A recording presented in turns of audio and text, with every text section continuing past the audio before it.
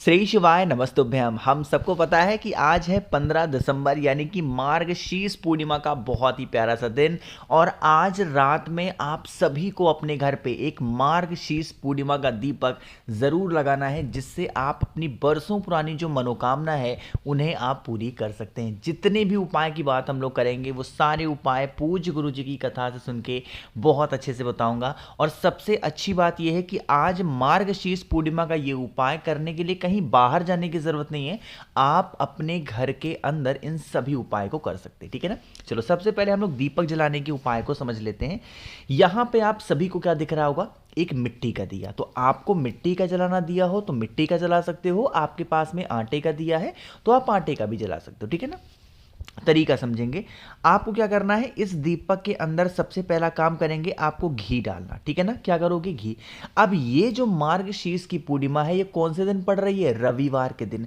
अब आपको क्या करना है, इस दीपक के अंदर गोल बत्ती का दिया लगाना है। कौन सा दिया लगाओगे, गोल बत्ती का। लेकिन सबसे अच्छी बात, सबसे बड़ी बात यह है कि आप इस दीपक को कहां पे लगाओगे। आपको यह दीपक जहां पर भी आपके घर में शमी का वृक्ष है। अब बात ये आती है, भैया शमी पेड़ के ही नीचे क्यों। देखो, 2 दिन ऐसे निर्धारित किए गए हैं जिनके नीचे शमी पेड़ के नीचे पूजा की जाती है। एक तो आपका शनिवार का दिन होता है, एक तो आपका रविवार का दिन होता है। ठीक है ना। अब आपके लिए अच्छी बात यह है कि इस बार की जो मार्गशीर्ष पूर्णिमा है कब पड़ रही है, रविवार को। तो आपको शमी पेड़ के नीचे आना है और उस गोल बत्ती के दीपक को यहां पे रख देना। ठीक है ना। अब हम लोग उपाय कहां पे कर रहे हैं, शमी पेड़ के नीचे। तो यही शमी पेड़ के एक पत्ते को उठा करके दीपक के नीचे रखना, पत्ते के ऊपर दीपक को रखेंगे। अब आप इस दीपक को प्रज्वलित करोगे। अब कौन सा दिन है, पूर्णिमा का। किसका स्मरण करना है, आपको महादेव का जो भी नाम पूर्णिमा पे लिया जाता है, या तो आप चंद्रमौली महादेव के नाम से जला दो, या चंद्रेश्वर महादेव के नाम से जला दो, या बाल चंद्रेश्वर महादेव के नाम से। इनमें से जो नाम आपको प्रिय है किसी भी एक नाम से आप जला देना। और जलते हुए दीपक के अंदर चावल के कुछ दाने को, जो आपकी विशेष हैं, जो आपकी मनोकामना है, अगर यह कहते हुए आप समर्पित कर देते हैं तो आपकी जो मनोकामना होगी वो तो पूरी होगी, साथ ही साथ भोले शंकर की कृपा आपके ऊपर और आपकी पूरी फैमिली के ऊपर हमेशा बनी रहेगी। ठीक है ना। अब बात यह आती है कि भैया जो दीपक के नीचे हमने शमी के पत्ते को रखा, बाद में इसे क्या करेंगे, जब वह दीपक ठंडा हो जाए, बुझ जाए, तो शमी के उस पत्ते को उठा करके शमी पेड़ की ही जड़ में रखना। और दीपक के अंदर के जो चावल के दाने होंगे उनको निकाल करके आप किसी भी वृक्ष के नीचे ले जा करके रख देने से आपकी फैमिली की जो प्रॉब्लम्स होती हैं उससे आपको छुटकारा जरूर मिलता है। ठीक है ना। चलो, पहला उपाय समझ में आ गया है। आज हम लोग बात करने जा रहे हैं मार्गशीर्ष पूर्णिमा के अपने दूसरे उपाय की तरफ। और ये जो उपाय होगा ये स्पेशली है धन प्राप्ति के लिए, कि अगर घर में आपके पैसों को लेकर किल्लत रहती है, माँ लक्ष्मी का वास आप पे घर में नहीं होता, कर्जे में डूबे जा रहे हो, तो आप इस उपाय को करेंगे। इसके लिए हमें सिर्फ 2 चीज़ों की ज़रूरत पड़ेगी। ठीक है ना। वो 2 चीज़ें कौन सी हैं, सबसे पहला चीज़ आपको एक कमल गट्टा लेना। और जो पता है, ये जो दूसरा उपाय है ना, इसको लिए भी आपको कहीं बाहर नहीं जाना, अपने घर पे ही कर सकते हो। ठीक है ना। सिर्फ और सिर्फ एक कमल गट्टा लेना है, बहुत ज़्यादा नहीं लेना।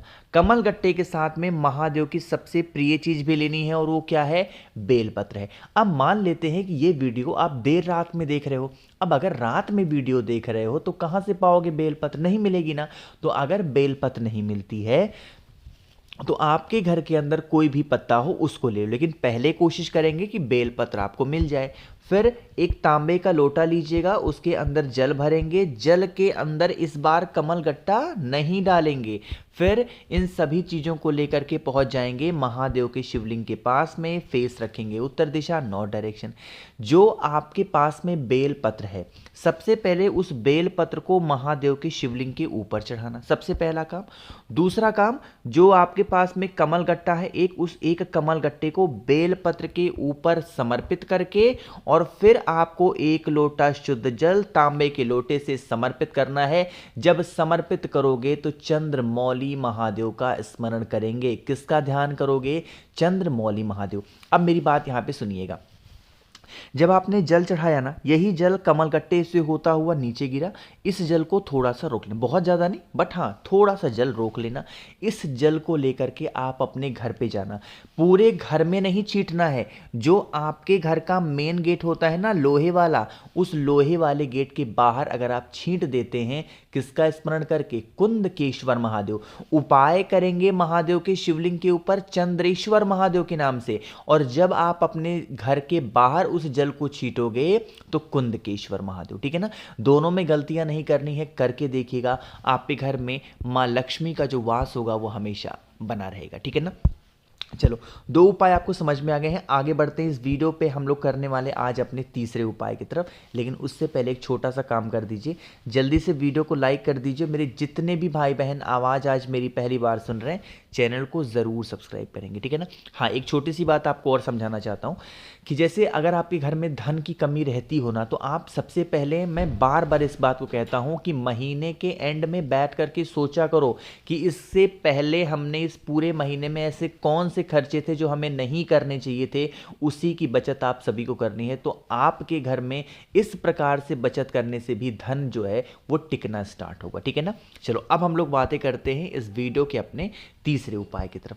अब देखो, अगर आपके घर में कोई भी ऐसा व्यक्ति है जिसको रोग की बहुत बड़ी समस्या है, मतलब कोई ऐसा इंसान है जो हमेशा बीमार रहता है, परेशान रहता है, उसकी बीमारी ठीक नहीं हो पा रही है, तो आप इस उपाय को ज़रूर करेंगे। इसके लिए हमें 5 काली मिर्च लेनी है। देखो, यह उपाय जब भी पूर्णिमा का तिथि आती है, कोई सी भी पूर्णिमा हो, मैं आपको याद दिलाता हूँ। ठीक है ना?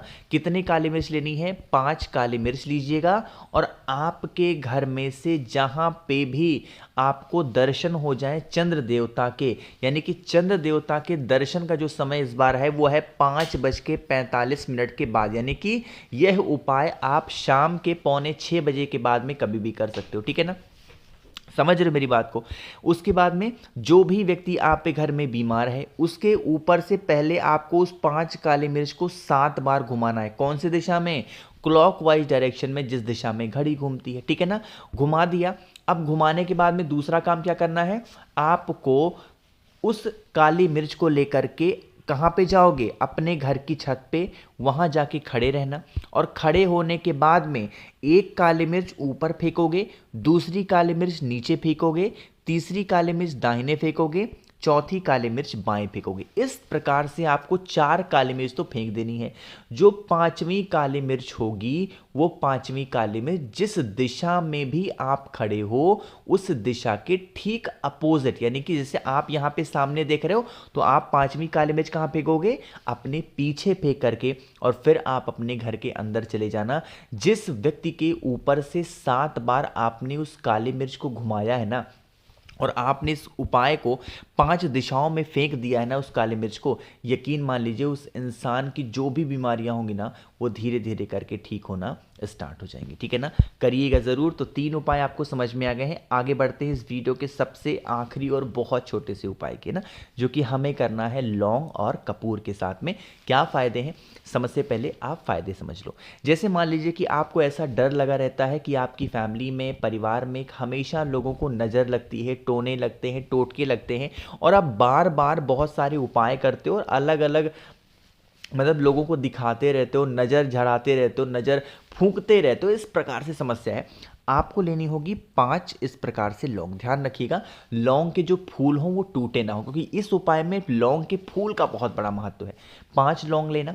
लौंग लेने के बाद में मात्र 2 कपूर लीजिएगा, इससे ज़्यादा नहीं। 5 लौंग, 2 कपूर, एक छोटा सा कोई दीपक ले लेना। कटोरी लोगे तो खराब हो जाएगी कटोरी, इसलिए मैं कह रहा हूँ दीपक लेना, चाहे पुराना ही क्यों ना हो, दीपक लेना। दीपक के अंदर क्या करोगे? वही 5 जो लौंग होंगे उनको डालेंगे, जो 2 कपूर होंगे उनको डालेंगे। कपूर को जला देना। अपने घर के अंदर कहीं पे भी आपने जो दीपक के अंदर लौंग और कपूर लिया है, कपूर को जलाना। जब दीपक जलना स्टार्ट हो जाए, आपको उस दीपक को जलते हुए ही किसी भी प्लेट में रख लेना, और पूरे घर में लेकर के एक बार घूम लेना। जिस जिस स्थान पर उसके धुएं जाएंगे, आपके घर से नेगेटिव एनर्जी बाहर निकलना स्टार्ट हो जाएगी। ठीक है ना? भूलिएगा नहीं कोई लोग। और जब वह पूरा का पूरा लौंग जल करके ख़त्म हो जाएगा, उसके अंदर की जो राख होगी किसी वृक्ष के नीचे ले जा करके आप फेंक देना। इससे नज़र जो भी होगी आपके घर की वो उतर जाएगी। बाकी मैंने कोशिश तो की है आप सभी को अच्छा समझाने की। तो वीडियो पसंद आई हो तो लाइक करिएगा। कुछ पूछना है, नहीं समझ में आया, नीचे कमेंट सेक्शन में पूछ सकते हैं। और मेरे जितने भी भाई बहन आवाज़ आज मेरी पहली बार सुन रहे हैं, चैनल को ज़रूर सब्सक्राइब करेंगे। श्री शिवाय नमस्तुभ्यम।